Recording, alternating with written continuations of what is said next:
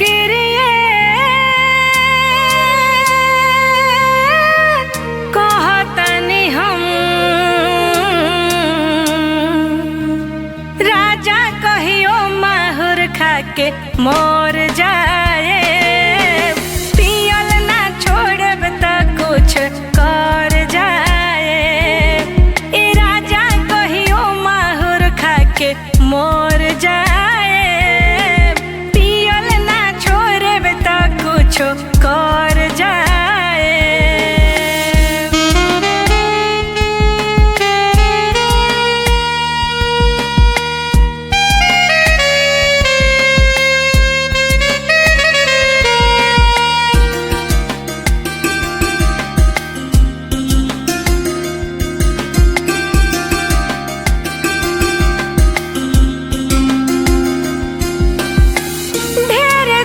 सहानी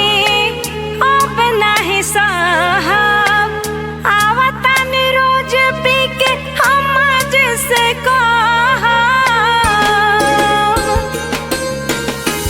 ढेर दिन सहानी अब नाही साहब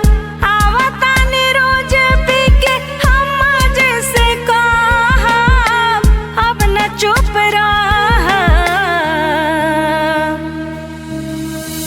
रहन रही इहे जदिता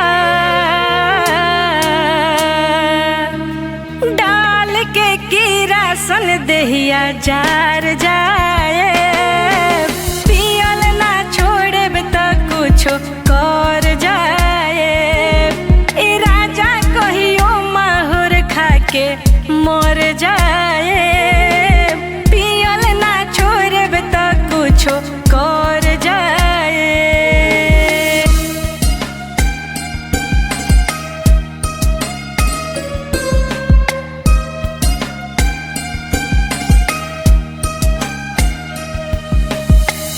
डूब धस जाएबे फसर लगा लेबे कनिया ले आके दोसर सरधा पूरा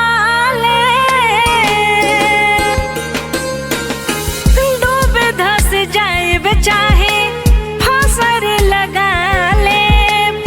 कनिया ले आके दोसर सरधा पूरा लेब हम खुद के मिटा ले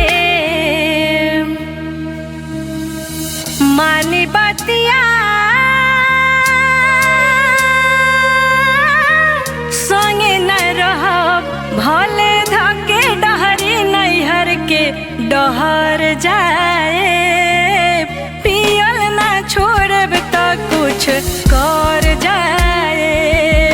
ए राजा कहियो माहुर खाके मर जाए पियल ना छोड़ब त कुछ कर जाए।